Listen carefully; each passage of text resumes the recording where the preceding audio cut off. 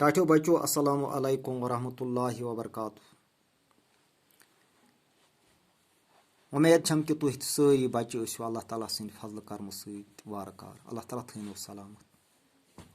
टाठियो बच्चों शेमी जमात हंद कशर किताबि हुंद आफजन हुंद मुकाबल सबक ब्याख हिस्सा छुस बह तुह पेश कर। उम्मीद छम कि तुह थो तवज्जो। बह पर सबक। अमि पत गछ राहत वातनावनच काम करने यिन लूकन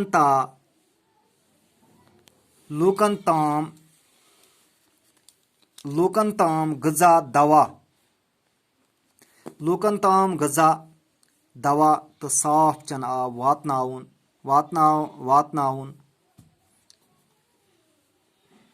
सारवी खत अहम छु तिमन दिलास मदार करित हौसल दिन। कह लूख छ सठा जल्द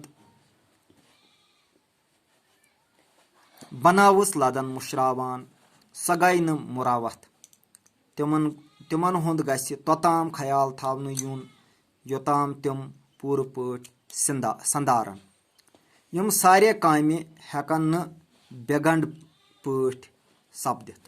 टाठियो बच्चों यह अजुक सबक। यानी येले गोडनिच काम अल्लाह ताला बचैन कुन जाय कह आफत यी बुनुल यी कह सैलाब या मुश्किलात कुन जाय कह अल्लाह ताला सुंद अजाब यी चाहे तथ मज सु कुदरती आसि और अमलो सब या इंसानन पान आसि बनोमुत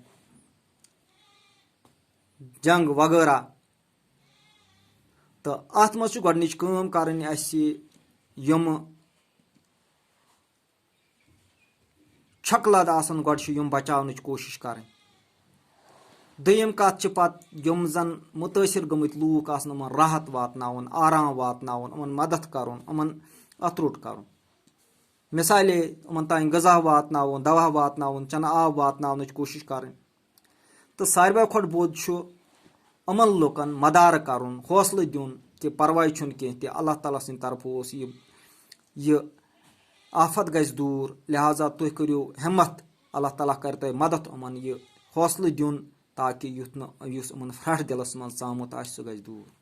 तो कह लुक पत कैंचस टाइमस उमन दोन चोरन दोहन करान या 10 दोहन करन उमन बनावस लदन। यानी बनावस लद गई तिम लुक यमन यम आफत सत मुतासिर आसन गमत तिमन पत मुशरत ना मुशरावन सह मुरावत गो मदद करन ता ना बल्कि गछ इहुंद ख्याल तोतान थवन युन योतानथ हम बे पन्न जंगन पे खड़ा हेकन गसित बे ठीक हेकन पन्निस हालतस मज यिथ।